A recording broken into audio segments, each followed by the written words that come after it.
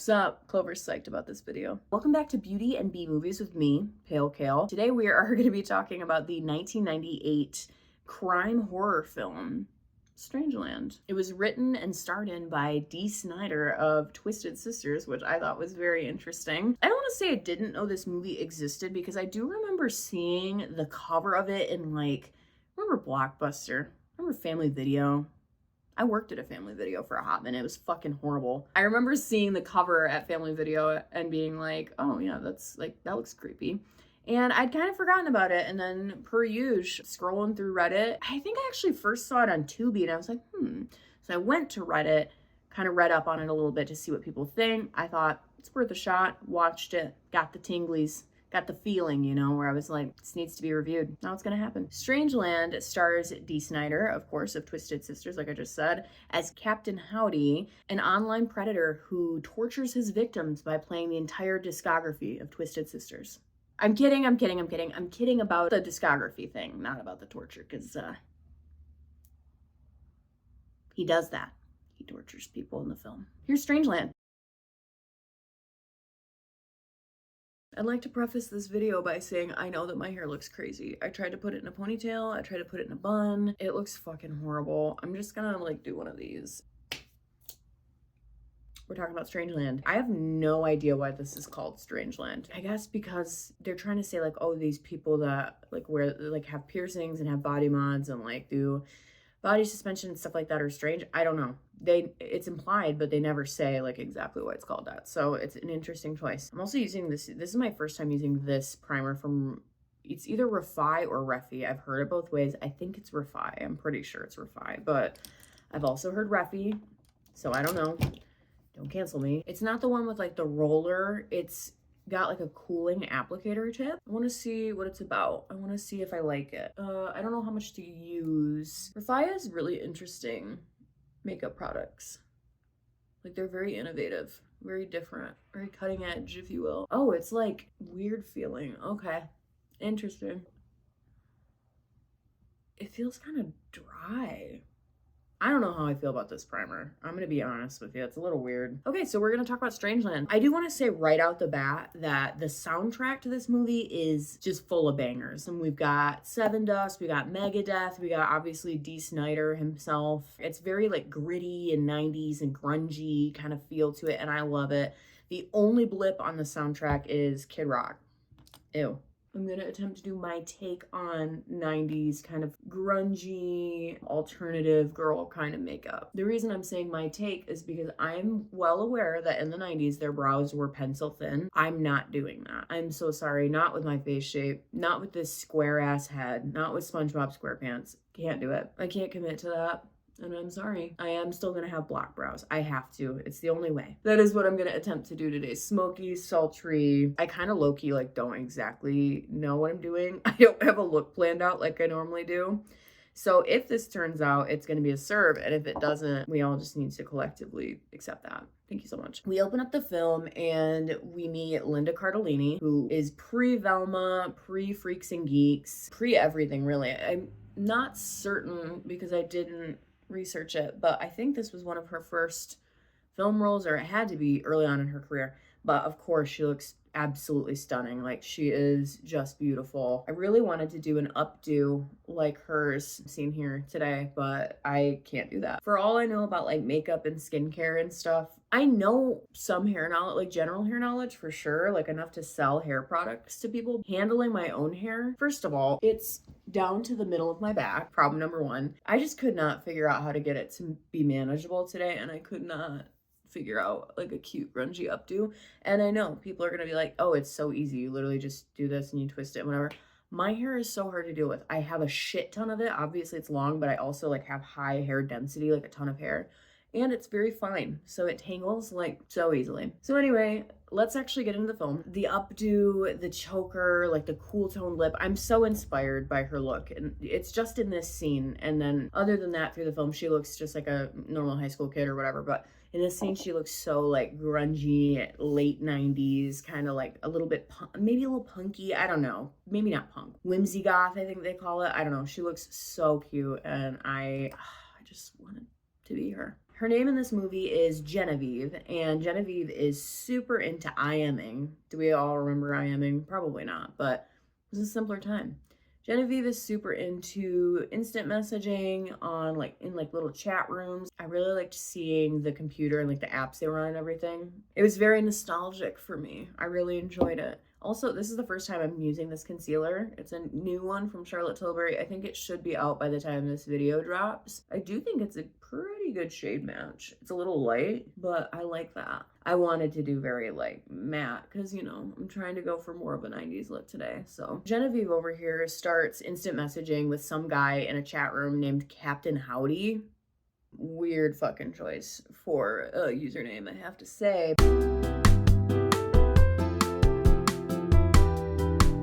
That's his little screen name or whatever. She starts chatting with him. Her friend Tiana that is hanging out with her makes a really good point. She's like, how do we know who this guy is? Like, this is a stranger that you're talking to. And Genevieve's kind of planning on like meeting up with him too. So Tiana's voicing her concerns, as we all would, I'm sure. And Genevieve makes a very progressive statement that I think actually low-key kind of held up. Date with the screen name?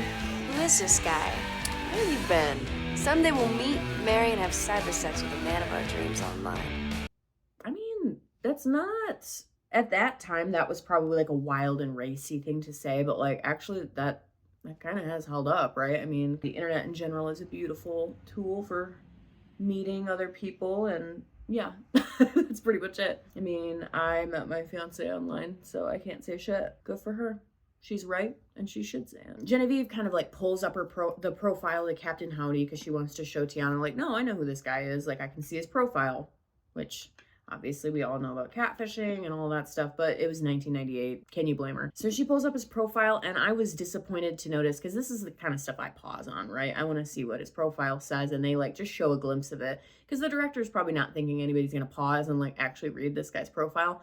They don't know me. I'm a nosy bitch and I want to know. They show his profile, and I was very disappointed to see that he's a Virgo. I don't want to claim him. No, not Captain Howdy is a Virgo. His favorite quote is, "Hey bud, where's the kegger?" He sounds like a winner. I swear, if I would have seen that, that would not have made me want to continue speaking with him. It's next level cringe. Hey bud, where's the kegger? Also, like, who talks like that? I don't know. Again, it's 1998. Maybe they did talk like that. I was barely alive at that time. Let me powder. Let me get my powder laid down. Anyways, so that's how the movie opens up. We just kind of meet Genevieve and Tiana, and we see that they're chatting with Captain Howdy online, and he invites them to a party, which they say yes to, so yes, party on, Wayne. We get to the next scene, and we meet Genevieve's cop dad. His name is Mike, and we meet Mike's wife, Genevieve's mom, Tony, who is she's just kind of there.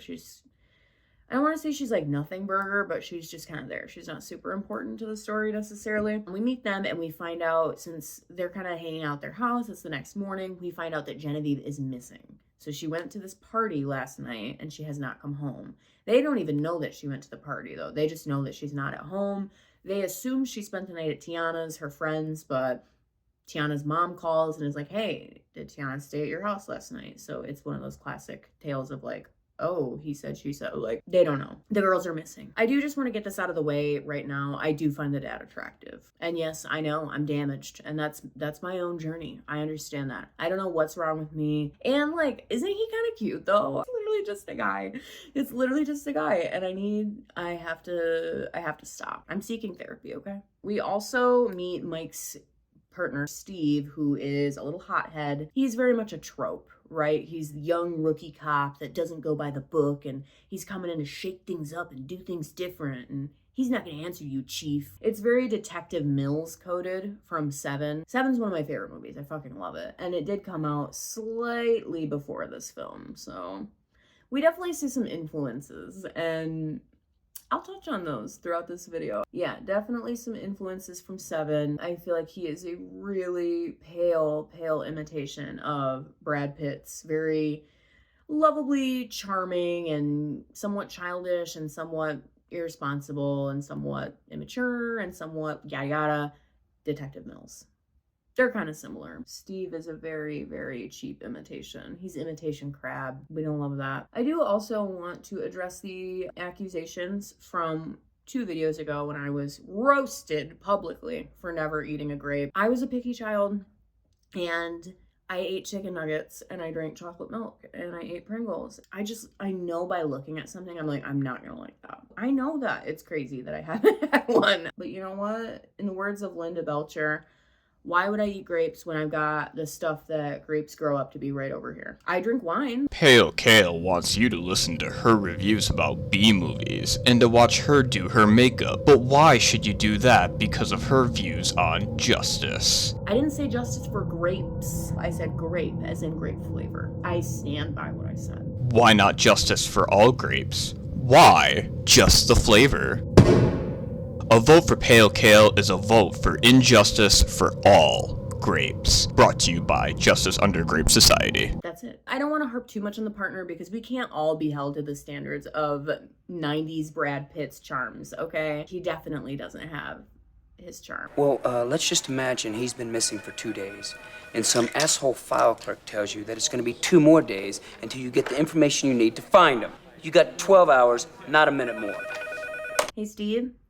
I need you to calm down, buddy. Back at home, Detective Mike and a young Amy Smart, pre-Just Friends, another great movie. She plays Mike's niece in this movie. Her name's Angela. They are kind of hanging out back at his house, and she mentions to him that sometimes, because they're in Genevieve's room, right, just talking, and they see her fat back computer. Angela mentions that sometimes girls like chat and IM online with guys that they don't know. For some reason, Mike doesn't read into that a ton. He's just kind of like, interesting. Did Genevieve ever do that? And she's like, yeah, she does that. And he's like, okay. And then he just leaves it there. Wouldn't you? Why are you taking the only lead you have and flushing it down the toilet? It's the only lead he's gotten so far. And he's just kind of like, okay, cool. Stay in school. Thanks. She literally just gave you a huge lead. You should be fuck. Whatever. Anyway, that bothered me. I was like, why would you just wipe your ass with the lead that you have? But okay. So for whatever reason, he doesn't explore that lead. And this also made me question, this was the point where I was like, how is he allowed to work on this case? Isn't he too close to the case? What chief would allow him to work on his own daughter's disappearance case? That seems like a huge conflict of interest. And we will definitely see that theme throughout this film. But hey, we'll get there when we get there. I'm working on my brows. Brand new, it's my first day.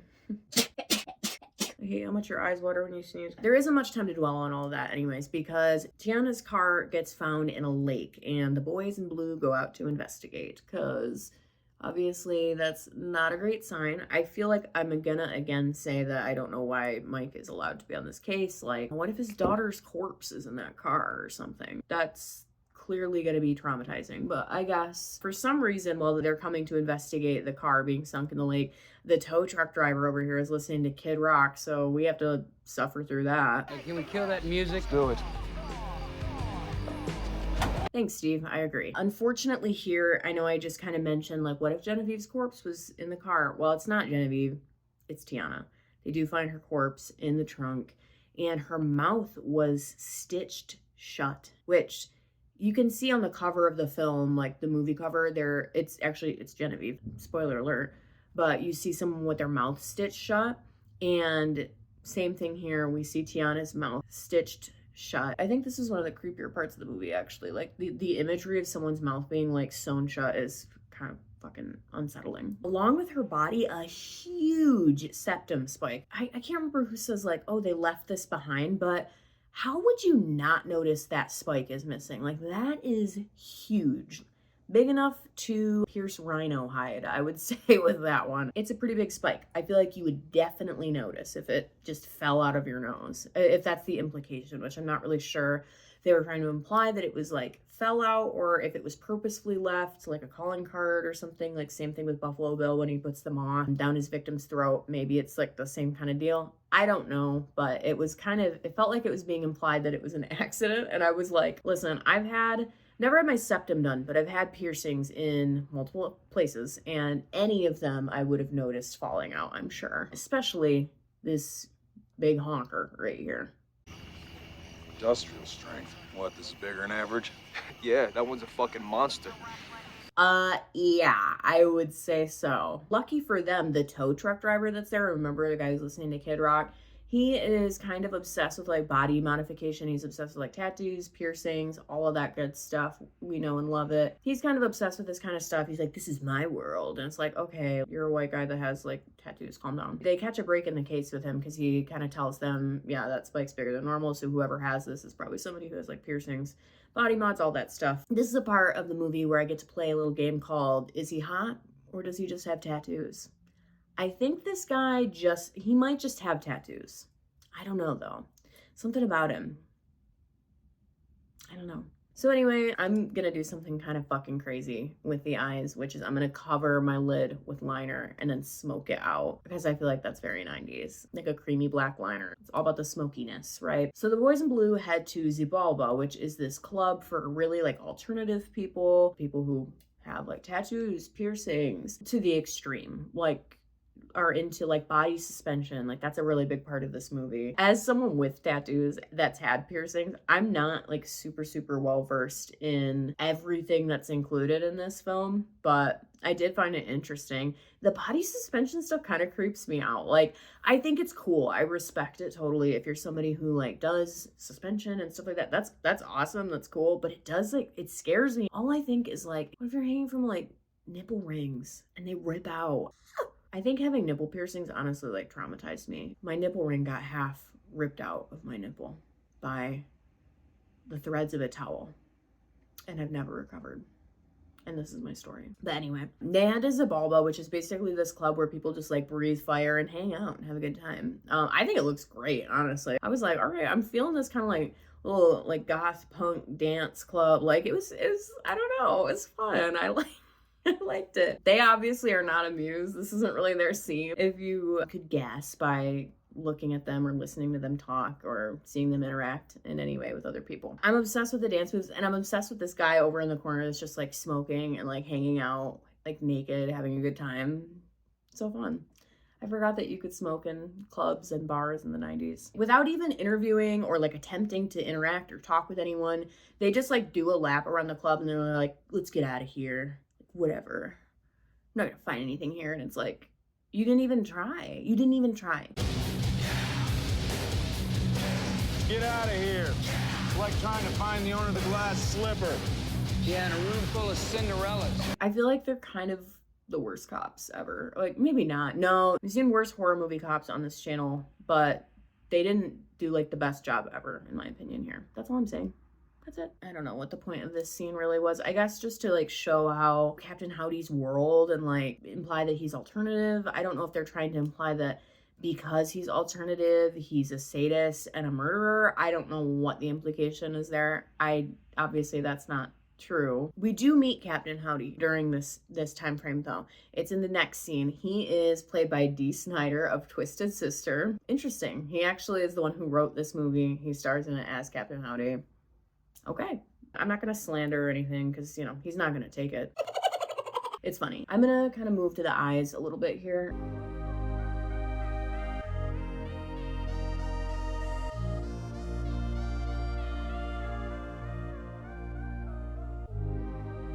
We meet Captain Howdy. He's obsessed with scarification, body suspension, obviously body mods, piercings, tattoos, all that stuff we can tell, but he's very like extreme for sure. And he also happens to be a sadist, a murderer, a kidnapper. Now I do want to really quick put in here, just because he's obsessed with body modification, suspension and all that, that is not what makes him a murderer and a kidnapper. These are two separate concepts that don't have anything to do with each other.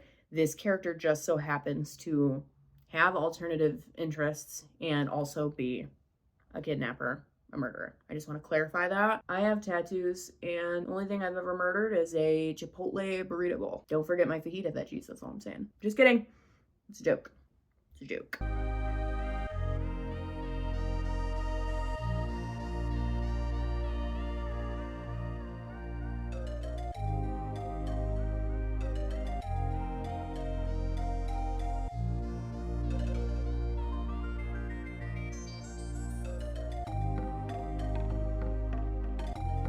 Okay, she's smoky. She's smoky smoke. We go back to Mike's house because, you know, they've given up on Zababa for whatever reason. They go to the police station. This is like maybe the next day or something, and they enlist the help of Angela, Mike's niece. She helps them create an account on the website that Genevieve was on, or create like a username or whatever, so that they can lure Captain Howdy out and like create a trap, right? So I don't know why they didn't just do this in the first place, but what do I know? I just work here. They create a profile. I think it's called like Raver Girl or something, or like Raves. I don't know. It was a choice. Let me just put some eyeliner in here really quick. Look at this eye holy shit. It's terrifying. I look crazy. It looks like way bigger than this eye. That is crazy. Okay, this looks like significantly less intense. Well, I mean, it looks intense, but it looks less jarring, I guess I would say. Angela helps the boys lure Captain Howdy by going into the teen chat. What a creep. They pose as a teenage girl who's apparently into, what is it, like skateboarding? Oh, snowboarding. I mean, that's gonna pique any guy's interest. Clearly. Captain Howdy does invite them to a party, you know, it works, and the trap is set. Unfortunately, with the trap, they give us a very Silence of the Lambs-esque fake out, and Captain Howdy gives them the wrong house on purpose. All the Popo finds is a couple of old timers doing the dirty. My pills. I guess old Howdy over here was hip to their game, and he was smelling a stunt, and he was the one setting the trap. Unfortunately. I need to blend out a little more here. It is very like sultry, smoky. The thing about 90s makeup, like I try to kind of make the makeup and the video subject match sometimes just to like have fun with it. And with 80s stuff, it's easy because it's like bright, bold, really intense colors and pigments and color payoff that you can see on camera. With 90s, like, it's not about extremes, really. It's more smudgy and messy and, like, softer. So they got faked out, but luckily for Detective Mike, Captain Howdy likes to get a rise out of him and sends him a voice message saying, like, I know exactly what you guys did. Like, how did you enjoy the party? Like, he knows exactly what he did. Like, he set that trap. He's kind of taunting Detective Mike. And he sends them this voice message while Mike is staking out the house that Captain Howdy sent them to, you know, the one with the old timers in it. He's kind of staking it out. And luckily for him, in the voice message, he hears a dog barking. And it's the same dog that's barking on the street that Mike is on.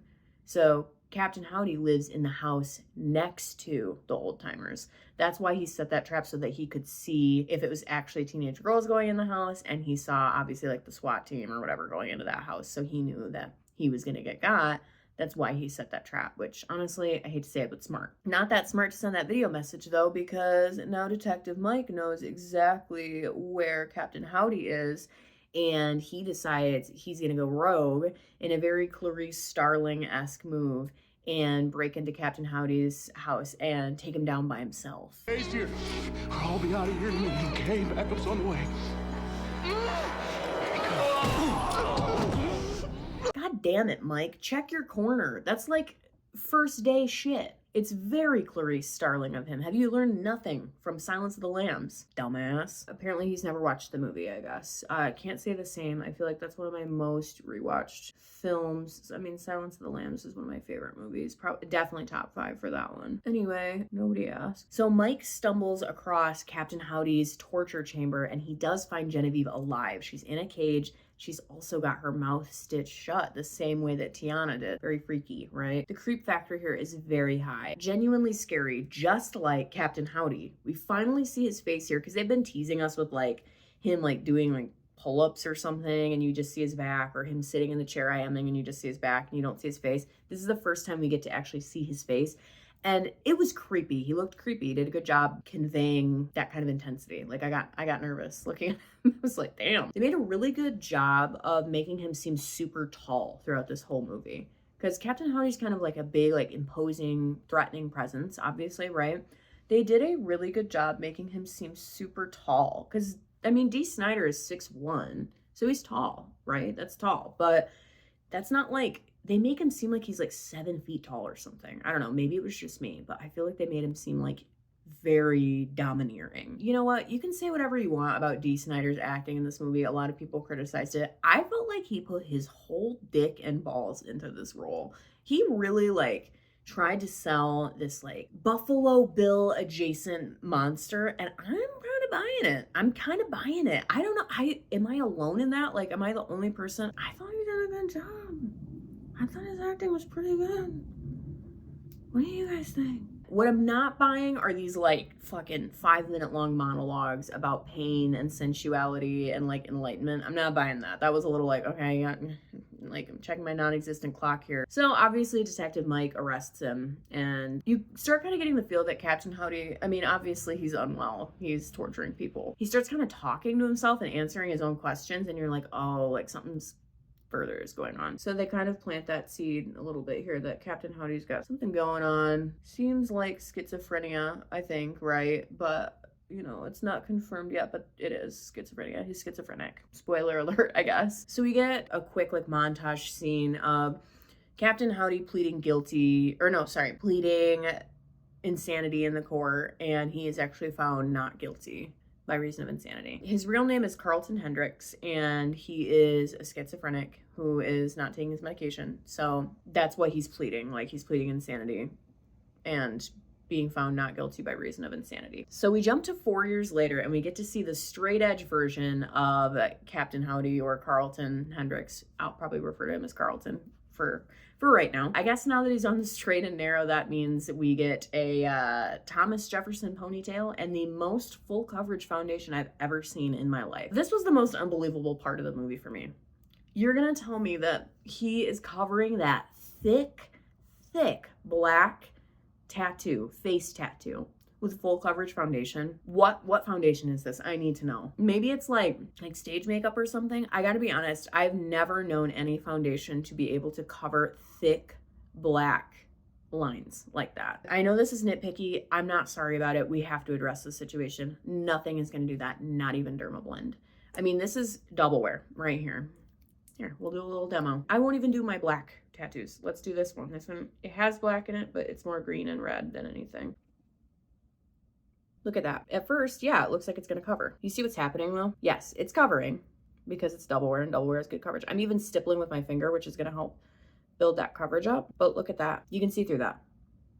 Estee Lauder, listen, I don't like that they test on animals. I did not buy this double wear, by the way. It was given to me. I would never spend money on a company that tests on animals. I don't do that. I'm not about that shit. But if it's free, I will accept it. But yeah. Okay, so I blended it out. Can you see that? That's a tattoo. I just wanted to do that really quick to show you, if you're a person with a face tattoo and you don't love it, first of all, I'm so sorry. That sucks. That must be terrible. Like, because your face, I mean, what are you to do if you don't love your face tattoo if it doesn't turn out right? You know what I mean? I got a tattoo once on my wrist that I didn't love. I did get a cover up, so I'm happy about that. But I can only imagine having a face tattoo that you're not proud of. I feel like it's wrong to just assume that you can go buy a foundation and that will cover it.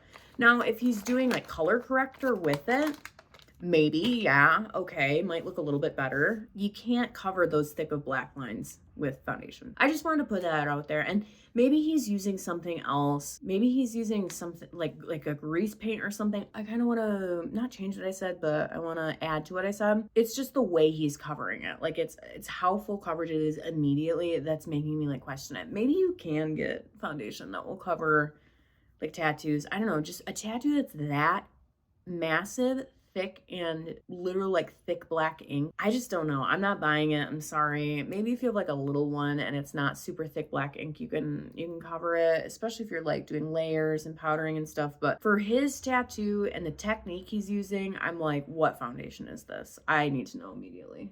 Anyway, it's not that important, and I know I just made a huge deal out of it to then kind of sidetrack and be like, well, maybe that's my Gemini moon arguing two sides of the situation. Yeah, so I guess Carlton is completely cured now. He's a new man. It's been 4 years after he was arrested and after he pled insanity and went to a mental institution. He's now medicated. He's doing a lot better. He's obsessed with books. He has his Lewis and Clark ponytail. He's living his best life, I guess. He's about to be released from the mental institution, which obviously he is not getting a ton of support from onlookers. They're kind of pissed. They're what the hell? This guy tortured people and now he's getting out. We're not into that. we're not going to take it. There's like a mob of people outside of angry townsfolk that are like, no, keep him in there, lock him up, whatever. And one of the signs does say, we're not going to take it. This is the scene outside the home of Carlton Hendricks. It's just kind of a fun little Easter egg in the movie that, you know, reminds you that this is a movie, and it's kind of poking fun at itself a little bit. He's apparently a changed man, complete with his book of poems and his Mr. Rogers cardigan, and he wants to make a new start. He wants to go home again, right? And he wants to prove that he can be a good person. I also want to repeat my past point of tattoos not equaling evil murderer. Sub in schizophrenia for this as well. Just because he's schizophrenic, that doesn't make him a murderer. Those two things, they don't equal the same thing. He just happens to be someone who is mentally unwell, schizophrenic, that also happens to be a murderer. I'm just trying to be as clear as possible as I can be about that. So Carlton goes home. Obviously, people are pissed about it. We also catch up with our girl Genevieve, because, you know, it's been 4 years, and she's still completely traumatized by her experience, as any of us would be. Her mouth was literally sewn shut, and she was naked in a cage. So that's a rough fucking day. And I'm not even trying to be funny. I know I'm laughing. I'm just like uncomfortable. I also want to just note that Linda Cardellini is like a great actress. And she even was in this so long ago in her career, and she was fabulous. I think she did a great job. But yeah, back to the angry mob. I'm so excited. We get a cameo. It's somebody that we know and love on this channel. Robert Englund is in this movie. Robert Englund, Freddy Krueger, is in this movie, which I was like, what? I just love that this man is like arguably, I'm saying arguably, this is not fact, this is just my opinion. Arguably, this guy is like the most recognizable horror character in the world, or at least one of them for sure. Freddy Krueger, like even people who don't like horror, they know who that is. Long running career in the horror genre in a huge franchise that everybody knows about and is aware of, even if you're not a horror fan like me. And he still makes time to be in these like low budget horror movies. He just seems like such a cool guy. Like that's badass that he's like, yeah, I know I'm Freddy Krueger, but sure, I'll do this little fucking $1 million film. As we said before in this channel, is like nothing. And for him to just be like, yeah, sure, fuck it. I'll play an angry guy. Whatever. I'll do it. I love Robert Englund. He's an icon. He's the mother I never had. He's the sister that anyone would want. He's the friend that everybody deserves. I don't know a better slasher. It's not true. I'm more of a Michael Myers fan. But anyways, back to the movie. True to form, Robert Englund plays a very angry man. He's kind of like the leader of the lynch mob. His name's Jackson. He is Southern, which, you know, Robert Englund's always got like a drawl, I feel like. Not always, but it was the same in Hatchet. He is just incensed that this guy who murdered teenagers is getting out of the mental institution and going home again. I found this very interesting because, again, obviously he plays Freddy Krueger. This is literally Freddy Krueger's story, kind of, in reverse. He's the equivalent of the parents who are angry at Freddy Krueger for, like, killing their kids.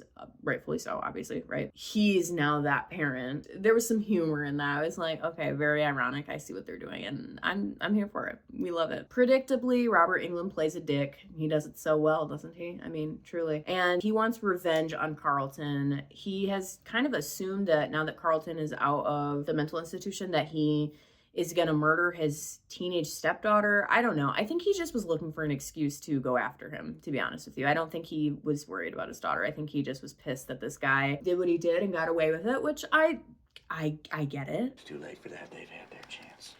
What are you gonna do? What should have been done already. Yeah, he makes an excuse to go after Carlton, even though he's just hanging out by himself, eating a hungry man dinner, you know, sitting there with his Lewis and Clark ponytail, trying to watch the news and be a good guy. Unfortunately for him, Jackson has decided that's not gonna happen.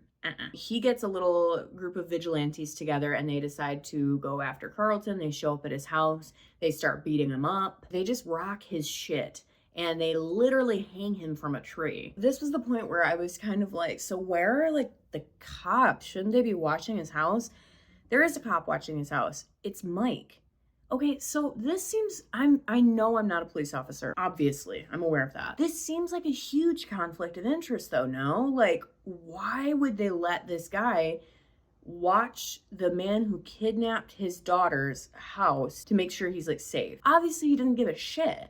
And that's what happens. Mike just kind of like turns and looks away as the lynch mob takes Carlton away, throws him in their car, takes him to go hang him from a tree. Mike's just kind of like, oh, I don't know her. Like, nope, it's not me. Don't look at him. Don't look at him. Nope, not here.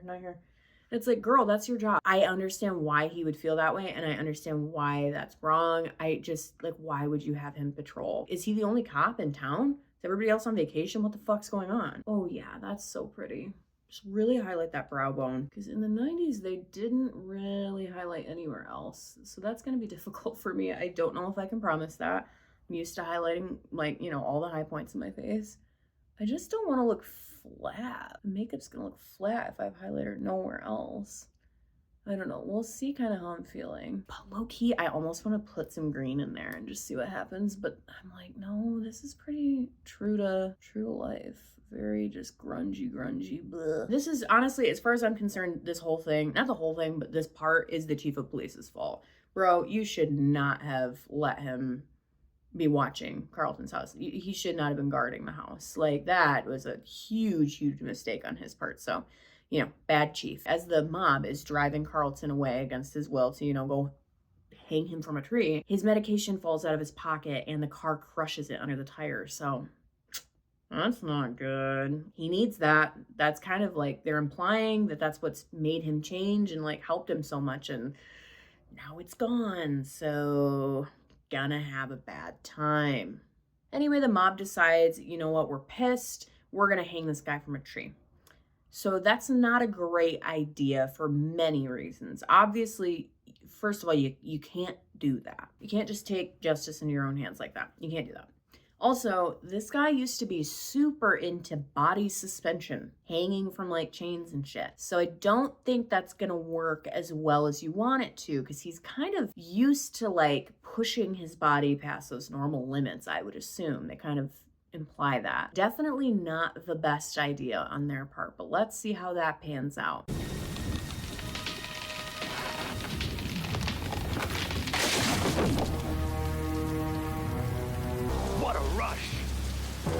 And Carlton lives. And it's also implied that this near-death experience and the fact that his medication has been crushed has caused him to turn back into our old friend, Captain Howdy. What a rush! Yay, we're so excited to see him back. We can tell by the way that his face tat is starting to show through the rain and his foundation running off of his face that good old Captain Howdy is back in town. So hide your kids and hide your gauges. We go back to Jackson's house. He wants to celebrate with a romp in the sack with his wife. He's like, yeah, I killed that guy. Can't wait to get my wick wet. He's just kind of chilling in his little undies, waiting for his wife to come out. She comes out and she's dancing really in a way that apparently is very appealing to him. To me, it's very unsettling because obviously her throat is slit. I mean, I know he's a drunk because they kind of said that earlier, but is he so drunk that he can't tell that this is a dead body? Okay. Dude, does that look like a live dancing person to you? Because it doesn't to me. I know this makeup is simple, but I actually think this eye looks really pretty. I mean, I'm gonna work on it too because I need mascara and everything, but yeah. I know I have lashes on now and that's unsettling, but I have to do them off camera. It's too hard doing them on camera. So if you haven't guessed it yet, Captain Howdy is back in full action. He is kind of standing behind Jackson's wife, Maddie, the girl who's dancing with the clearly slit throat. He's holding her up and making her dance. That's why it looks so like awkward and unnatural. And apparently right before he murdered her, he also had time to wipe off all that full coverage foundation, put all of those piercings back in. He has like 40 of them, but apparently he had time to do that. And I guess he had time to dye his hair as well. Where did he find the time to do this? Okay. I mean, they don't say that it's the same day, so maybe it's a different day. Maybe I missed something. That is very possible. A lot of times with these videos, I miss something. And that could be the case. Captain Howdy kidnaps Jackson and takes him back to his new torture chamber and gets to work torturing Freddy Krueger, which is always odd to me when I see him in these roles where he's like the victim. It's just so strange. And I thought this part was like, it was very surreal. And, you know, Jackson's on the thing, he's got his mouth sewn shut, he's crying, and there's no crying in Strangeland. Captain Howdy kind of makes fun of him for crying, which is fucked up because, dude, you just sewed his mouth shut. Like, what else is he supposed to do? He can't scream. He's also kidnapped Sunny, who's this lady also from the lynch mob that was super, super hell-bent on him getting like locked up. She seems to be like a very religious, angry woman. I'm only mentioning her because she's also there, and I feel like I probably should mention her. She's a victim too.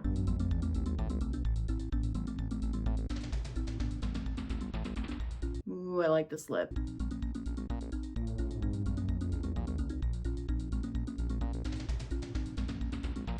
Hello, darkness, my old friend. I've come to talk with you again. Detective Mike and Tony, his wife, get back to their house and, Detective Dipshit, whatever his name is, Steve. They get back to Mike's house and discover that Genevieve is missing yet again. She has been kidnapped. Of course, it was by Captain Howdy. He just has it out for this poor girl. Like, why? Like, what did she do? Why not get the detective? I don't get it. Like, why wouldn't you go after him? But he kidnaps her yet again. There's a computer there where he's in the chat room talking to Detective Mike and telling him, like, yeah, I have your daughter, and, like, saying all this crazy shit and showing him his daughter, and she's naked in the cage again, and showing him, like, pierce her nipple. It was really intense. I was like, that's a lot. Oh, man. What? No hello? You're doing the most, Captain Howdy. It's a little much. You're laying it on a little thick. We don't like that. Poor Linda Cardellini, you know, not Linda Cardellini, leave her alone. Go after somebody else. But whatever, he's pissed because the detective let him get dragged off and hung by that lynch mob, which I understand why he's upset about that. Captain Howdy spills the beans to Detective Mike's wife, Tony, and his partner, Detective Steve, that Mike kind of just like didn't do his job and let him get dragged off by this lynch mob. It was very like John Doe-esque of him from Seven, yet again, harkening back to that, when he says, She didn't do a thing. Didn't you tell her? You didn't, did you? It felt very like, oh, he doesn't know. Like right before, what's in the box? So anyway, this part kind of just establishes that Mike fucked up and took the law into his own hands, and he kind of showed his ass a little bit, and Captain Howdy called him out on it. It's super quick, like this resolution is very quick, but the detectives, they find the victims, they find Captain Howdy's new lair. How?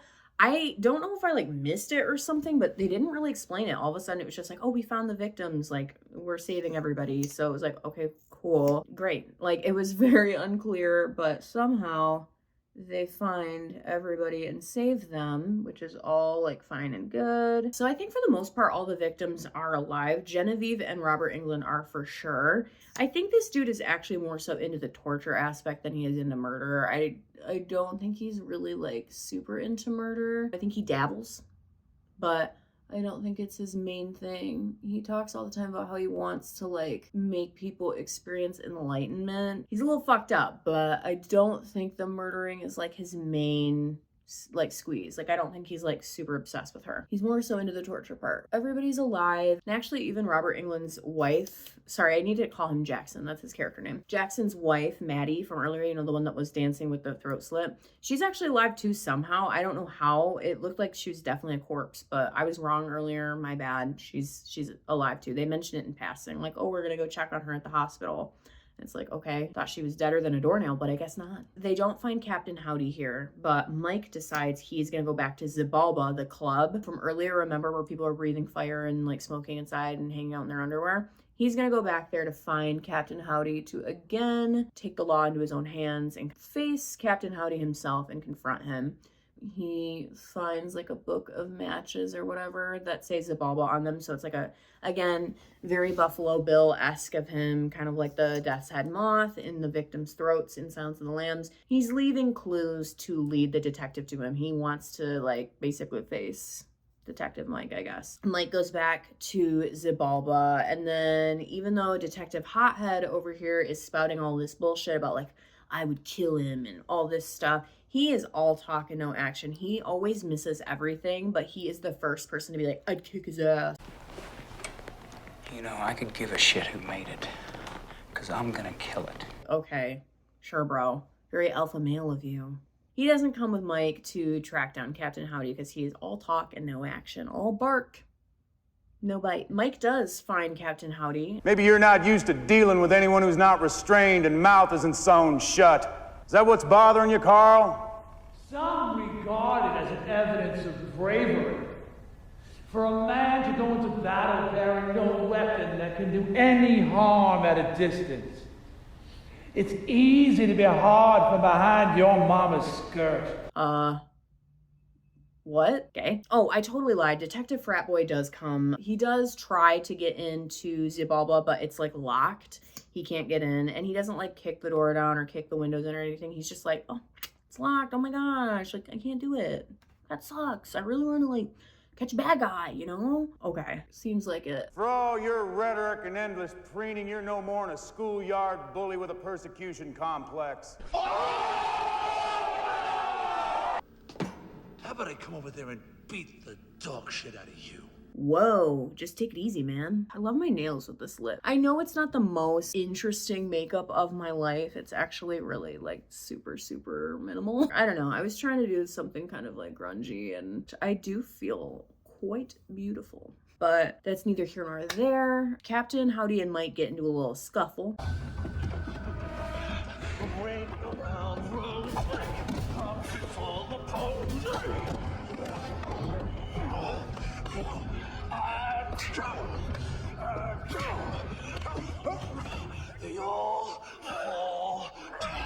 They did a really good job of making Dee Snider seem really tall and kind of menacing at this part. This was the part where I really noticed it. I was like, oh, he looks really tall. He looked like he was like towering over Mike, and I don't think Mike is a short king. Like, I think he's got to be at least like 5'9", 5'10". So I don't think he's like super short. So I thought they did a really good job at making Dee Snider look probably taller than he really is, even though he is 6'1", it's tall, I know. Our boy Mike over here almost gets got by Captain Howdy, but all hope is not lost. Mike sees a meat hook that's hanging from the ceiling, and he impales Captain Howdy on that meat hook through the back. Ugh. Straight through the back, and then he lights him on fire. He douses him in flame. 'Cause you wished you were dead. Isn't that how it was? It's for Genevieve, you fuck.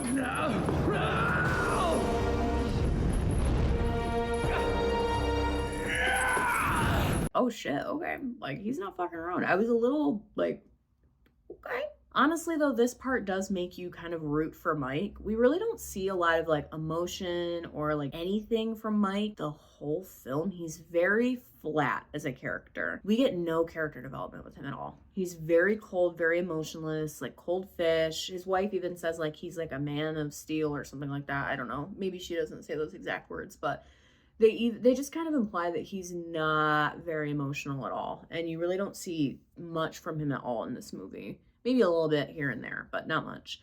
And this part makes you really finally kind of like rooting for him. Like, yeah, that dude fucked up your daughter. Like, I get it. It was nice to see some passion there. Predictably, Detective Douchebag misses all of the action and runs in after that. And he's like, he's dead, leave him.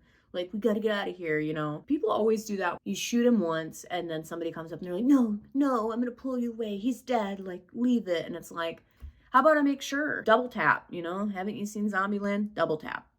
Well, apparently Detective Douchebag has not seen Zombieland, and he doesn't care. He just tries to act so tough, and it's annoying. It's like, grow up, you sick idiot. Stop it! Get your hands off me, sick idiot.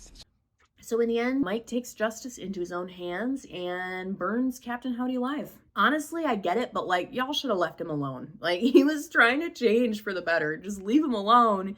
Leave Howdy alone. That's where it ends. Takes justice into his own hands, and then he's like, I'm gonna go see my family. What do we think? I finally did a B movie from the 90s. I even watched that fucking crap, that god-awful crap with Gary Busey, the ginger dead man. I think that one's mid-2000s actually, but I suffered. Whew, that was bad. Anyway, Strangeland. I liked this. It had a great soundtrack, minus the Kid Rock. I'll forgive the Kid... Well, I'm not forgiving Kid Rock. I will forgive the soundtrack for having him on it. I want to really make that clear. God, this reminds me of when I was a kid, and I once smashed a Kid Rock CD to pieces with my tennis racket. Sorry, Mom. So Strangeland, I liked it. Great soundtrack, minus the Kid Rock shit, obviously. It had a really, actually, like, kind of scary villain, very compelling villain. I felt like Dee Snider did a decent job. Like, I keep reading reviews online where people are like, oh my god, Dee Snider's acting, and I'm like, I actually didn't think was bad. Am I like crazy? I don't know. I thought he did a good job. He made you feel kind of sympathetic for him when like the lynch mob like drags him away and they're gonna go hang him. Like you feel like kind of bad for him. You're like, oh, he's trying to change. And then you also hate him because you see like, oh my God, he tortured and traumatized these people in cages. He played a very good, complex, layered, multi-dimensional type of villain. I liked how it felt like a very gritty 90s kind of crime thriller. It definitely borrowed a lot from Silence of the Lambs and Seven, I felt like, which were both obviously in the 90s as well. So I could see a lot of parallels, if you will, which I both liked and thought like, okay, like I see what you're doing here. I did feel like Dee Snider did a good job playing the character of Captain Howdy. I liked the juxtaposition of him playing kind of like this like meek, frail, nerdy Carlton Hendricks, and then this like really domineering, creepy, dominant energy of Captain Howdy. I like the juxtaposition of that. Did I love the Lewis and Clark ponytail? No, I didn't. But the juxtaposition of the two characters I thought was actually kind of impressive. I liked it. Didn't love the long monologues coming out of Captain Howdy's mouth. I thought they were really like tired and I was over it, but hey, can't win them all. Oh, and of course I loved seeing Robert Englund and Linda Cardellini. They both did great. I actually wish we could have seen more of Linda Cardellini. Like there wasn't enough of her. We really only saw her as like a scared victim. And then in the very beginning, we saw that kind of grungy feel of her that we really loved. The biggest fault for me is Mike's character. It just felt so one-dimensional. Like he really didn't give that much. You root for him in the end, obviously, and you know, we want Genevieve to be okay and everything, and we kind of hate Captain Howdy at that point, right? But I just felt like they didn't give him much to work with, and he was just really cold and like distant, and we just don't ever get to know anything about him really beyond him being a cop that loves his daughter. I just felt like they could have put more into that, but maybe they were doing the best with what they had. I don't know. He was just kind of a nothing burger of a dude, and that's always a maximum bummer, man. But he's definitely not the worst protagonist we've covered on this channel, because obviously we've had, you know, Moody Judy. We've had, oh, what was his name from Black Roses? Matthew, the teacher. Ugh. We've had some protagonists that I haven't been in love with. So he wasn't the worst. He was just kind of like unbuttered sourdough toast, Mr. Bland. I also found a lot of the dialogue incredibly cheesy. It was a little much for me. It was a little bit Velveeta at some moments. It did borrow pretty heavily from other crime, thriller, drama, whatever at the time, which it didn't bug me a ton. It was a little heavy-handed. Some of the ideas felt a little recycled. And the other thing I would say too, besides Captain Howdy, we really don't get much character development or really like fleshed out characters at all. So that is gonna knock it down for me a little bit. I feel like there was just a little bit of wasted potential here, but there were some good key elements that I loved. All in all, I'm still gonna give this a sensible 3 pumpkin rating on my scale, on Pale Kayl's pumpkin scale. I think we're about to be joined by the pumpkin princess herself. Oh God, she does not want to be on film. She's concerned about her hair. Everybody tell her hair looks okay. She's pissed. She's like, I did not have time to primp and prepare. Anyway, 3 pumpkin rating. Hopefully Dee Snider is gonna take it. Oh, brother, this guy stinks! What did you think about Strangeland? Why was it called Strangeland? Inquiring minds want to know, and we may never know the answer. It wasn't really explicitly explained in the film. They actually never even say the word Strangeland, but maybe if they would have dived into Zibalba a little bit more, it would have made sense. So please leave a comment below. Let me know. How did you feel about Strangeland? How did you feel about this kind of sort of grungy, sort of 90s makeup? I don't know. I think I look great, but it's a little simple for sure. It's a lot more blending than it looks like, and it's probably not even gonna read like much on camera, but there was a lot of blending going on. And look at that brow bone. Ooh, ah, ooh. Please leave me a comment below, like this video, subscribe to my channel maybe. Let me know what you think. Share with your friends. Until next time, I am Pale Kayl. Thank you for watching Beauty and Bee Movies. Later.